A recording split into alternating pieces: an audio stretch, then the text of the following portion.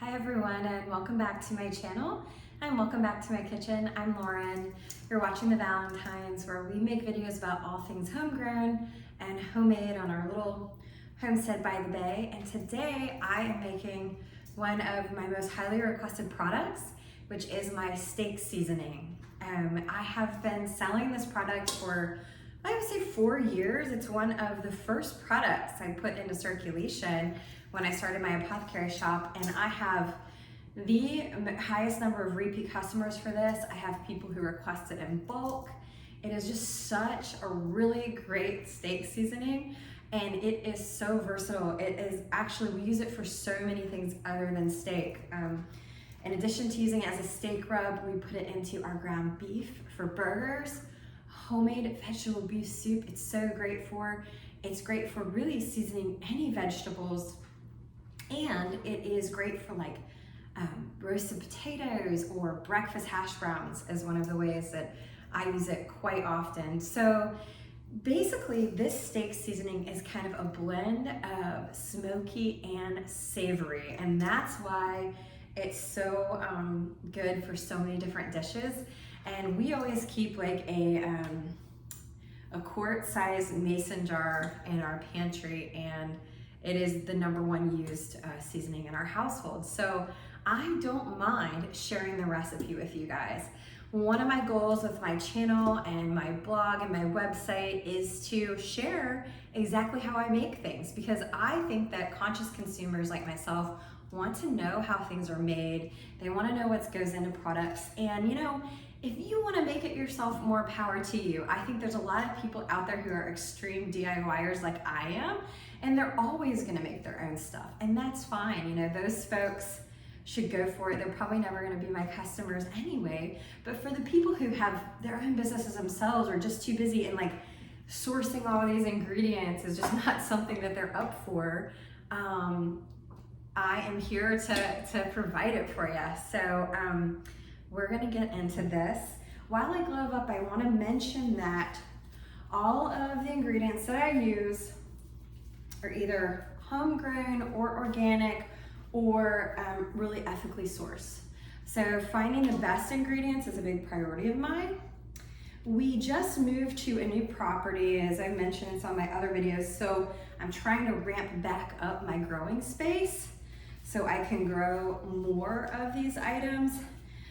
In the past, you know, we grow thyme and garlic and some of these other ingredients, but you know, right now I'm trying to get that ramp back up. My goal for summer 2023 is, so for the next big growing season, is to be growing 50% of the herbs that I use in my teas and my culinary spice blends. So, where did my hairnet go? Here it is. So I'm gloving up. I'm also getting my hairnet on, and this space and everything has been completely sanitized. This is really important because I'm selling these to people in addition to having some for our home. So I'm gonna go through and tell you how I make this, and then I'm going to also link below the recipe. I do my recipe in parts, and that's because, you know, if I'm just making a small jar for myself, my part will be 1/4 of a cup. Today, my part's gonna be an entire cup because I'm gonna be weighing these out and bagging them and labeling them for my retail sales at my market booth and on my website. So, let's go ahead and get into it here. The first ingredient that I'm using is coarse ground black pepper, or Piper nigrum, which is the botanical name for it. And I'm gonna be doing 2 parts or 2 cups. I think it's really important to get the coarse grind for the steak seasoning. It just adds the texture that you're looking for.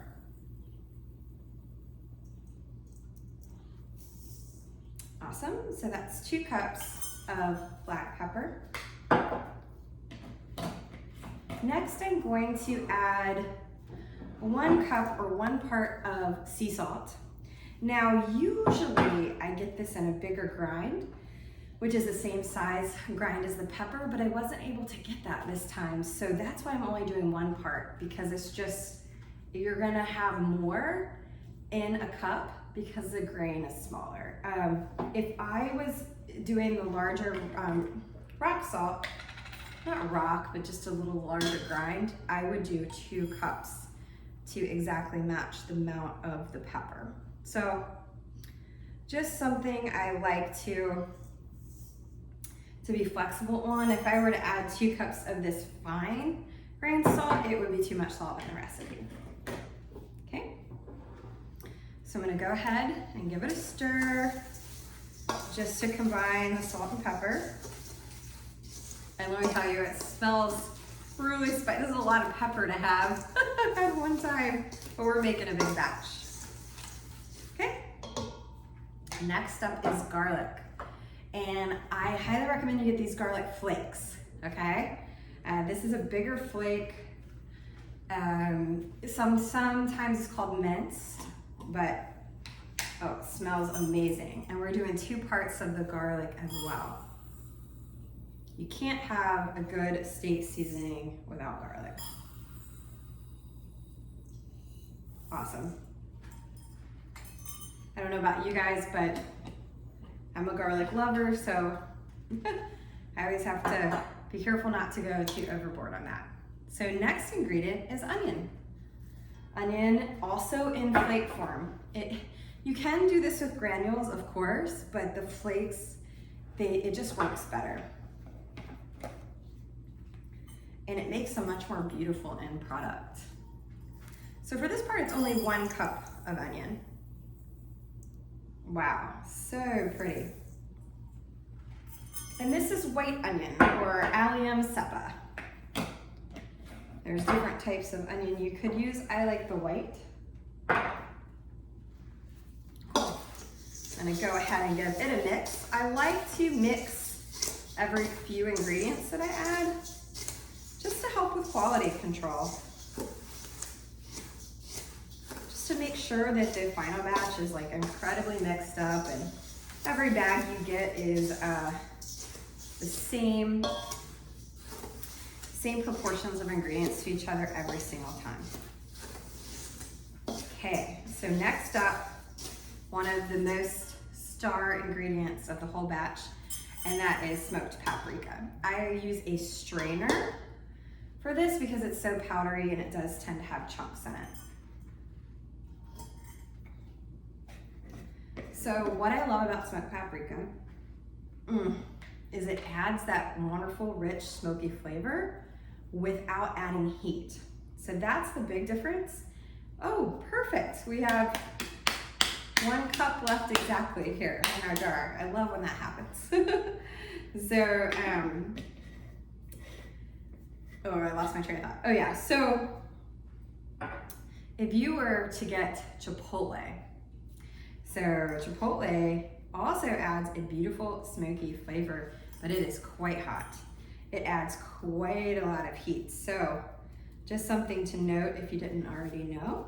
Anything you want to add smokiness to without making it very spicy, go with smoked paprika. And it really is a star ingredient of this recipe. If you made it without smoked paprika, it just wouldn't taste nearly as good. And it makes this beautiful, beautiful red color. So it's just lovely. Awesome. So now we've gotten kind of all of our what you would, I guess, traditionally think of in steak seasoning. And now we're gonna be adding some earthy herbs to round this out. And I will say, we're adding some rosemary and some thyme, and I will also tell you it's just not the same if you don't add these. The paprika and the herbs, the rosemary and the thyme, take it from what's more like just like a house seasoning, which is also great, and really elevates it to something with a different flavor profile. So just something to note. So we're adding some thyme. Thyme is vulgaris. Love it. At my old property, I grew 3 different types of thyme. So I'm really excited to add some more back in. We've just built new space. So for this, I'm adding half of a part or half of a cup of the thyme. Wonderful. And then last but not least is our beautiful, beautiful rosemary.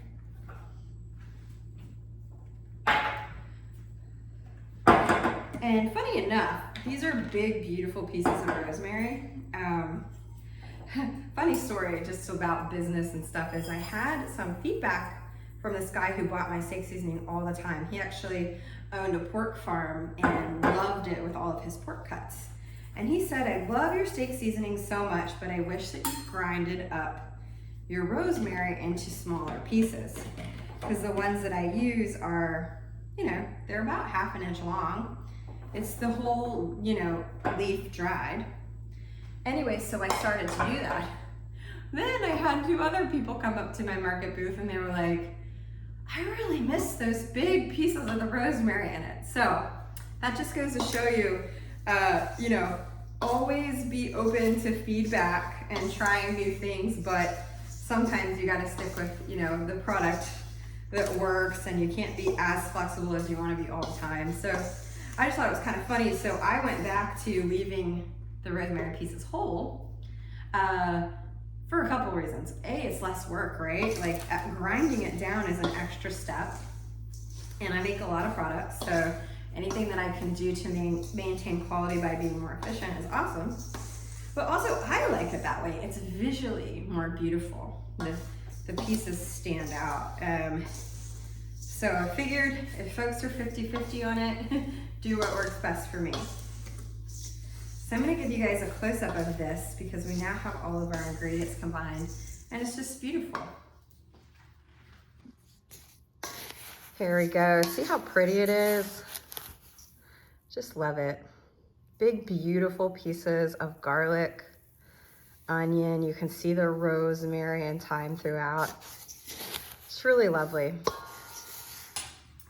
So these are the bags that I use for all of my seasoning blends. I also use the larger of this exact same bag for my teas, and I really like them for a couple reasons. They're minimal packaging, so a little bit more eco-friendly. I used to sell the teas and the spices in jars, and one of the reasons I don't do that right now is because it does create more waste. Most people don't recycle the jars. And the shipping weight, the glass jars add so much to the shipping weight that it was really expensive for my customers and myself. These are also poly-lined, so it works great for freshness, and they stand up so well in the pantry. So I just stick them in the pantry just like I would any of my glass bottles that I do have in there, and it works out really great. They're able to be sealed for freshness, and then they're a resealable bag. So anytime you open and close them, you can close it again with like a Ziploc top. So they've worked out really great for me. I also like that they look a little different from a merchandising standpoint. As a vendor, when I do markets and festivals, they stand out from all the other similar types of products that are in a jar. So I've been very happy with this for all of those reasons. And you can get these on Uline or Amazon in there. And it also, another really important thing is it has a peek window, which you'll see. This is so great because people can see how fresh the herbs are, the beautiful bright colors. They can see the big pieces of rosemary and garlic and onion in there. So I really like that it has the viewing window. One thing that is a pain in the butt about these is I do have to pretty painstakingly go through and kind of open them and fluff them open with a spoon because they come so flat like this. It's kind of hard to do with my gloves on. So I have to open them, and they're still kind of stuck together, so I have to put a spoon in there and fluff it out. So that is definitely an inefficiency in my process. One day I'll try to find some where I don't have to do that. Now that all my bags are fluffed up, I am ready to fill them. I have my kitchen scale here so that I make sure to have the same amount for each one. And let's just give them a fill here. I like to tamp each one down, weigh it to make sure. These will fit about 2 ounces. That's my uniform. Actually, it'll fit 2.5 ounces. I haven't made these in a while. I usually have all that stuff committed to memory. So I just see. You always want to tear your scale out so that you're not accounting for the weight of the bag, right? These bags I know only weigh 0.1 of an ounce. They're very lightweight, but you always want to make sure you're not including the weight of the bag or the jar in the product that your people get. So we'll just keep going through this till each one is filled.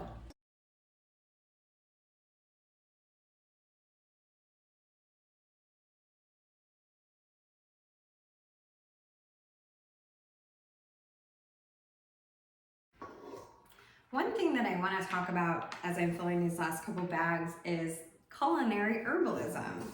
And this is a time where like medicinal herbalism is very, very, very popular. But I think that our culinary herbalism can sometimes get overlooked or isn't as celebrated.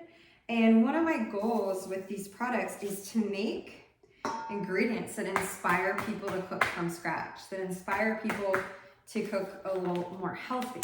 And I really believe that I'm accomplishing that with these products. I highly recommend that you subscribe if you haven't, because I'm going to be showing recipes as well, from scratch recipes of what I use these seasonings for, how I make all the things that are staples in our household that are really real food, whole foods, good for you. So yeah, I just wanted to mention that because it's a main motivator behind why I make these products, why I named my business Alma Apothecary. Alma, which is spelled A-L-M-A, it means soul in the Spanish language. And it's really about the products enabling these times of reprieve and family and nourishment for the body and the spirit. Some people consider from scratch cooking a lot of work, but I absolutely love cooking. And I think when you're nourishing your body with better foods, that is felt, felt throughout your health and your family's health. So I just wanted to mention that about all of our beautiful culinary herbs.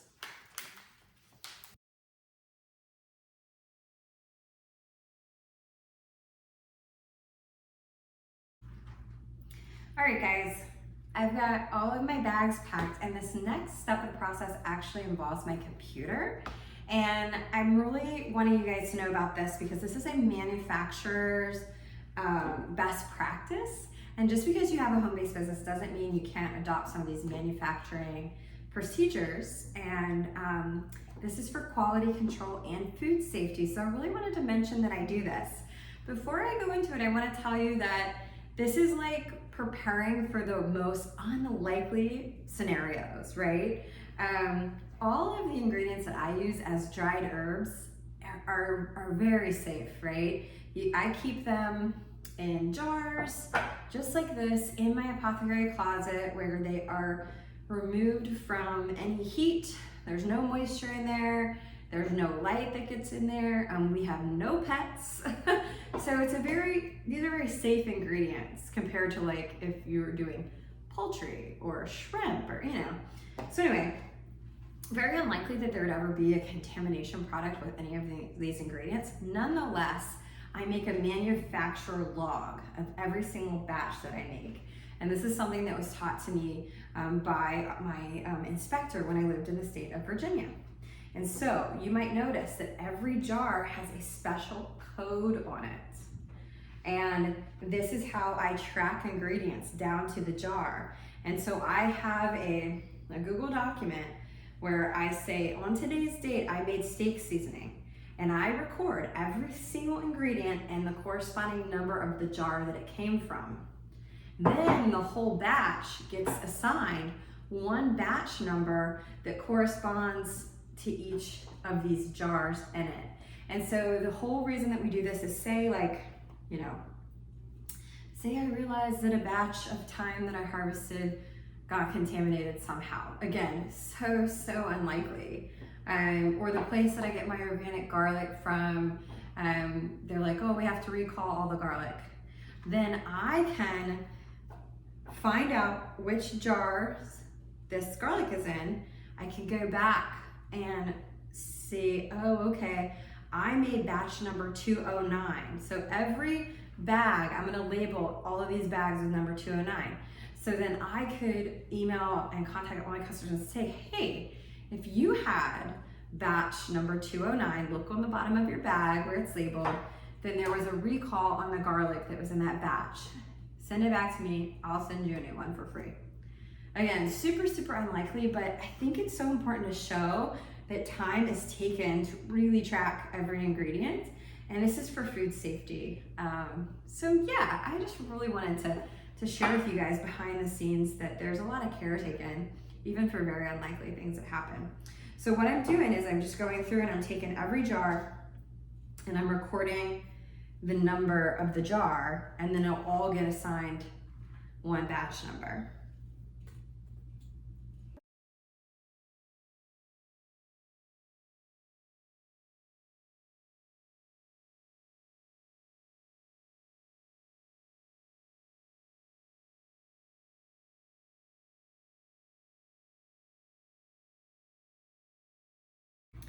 So now I will be marking each packet with the batch number. I do this with a permanent marker on the bottom inside flap, and these are all batch number 209. So we can always trace them back to the exact jars that the ingredients came from.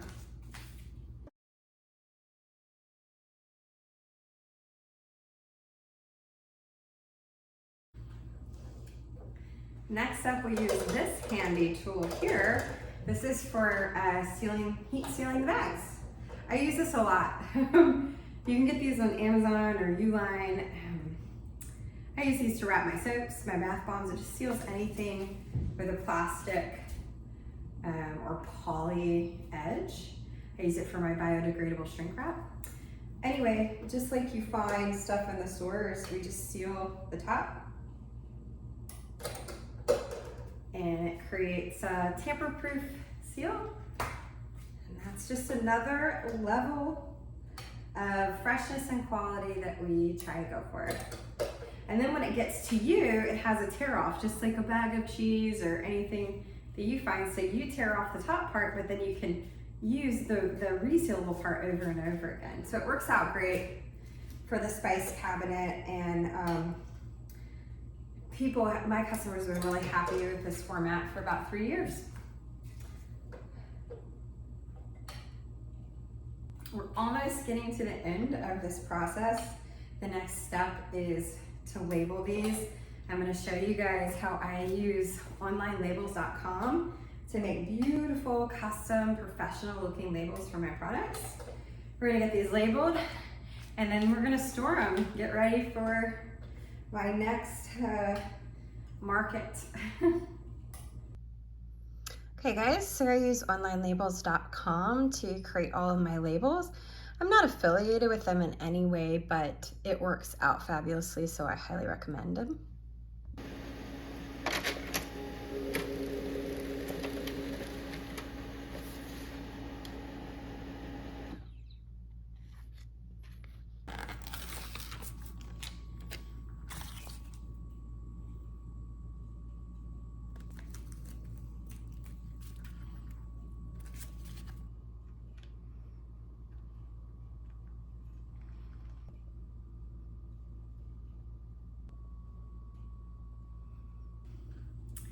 That's a wrap for this video, guys. I just store all of my spices in plastic containers to keep them safe as I'm going to and from different farmers markets and festivals.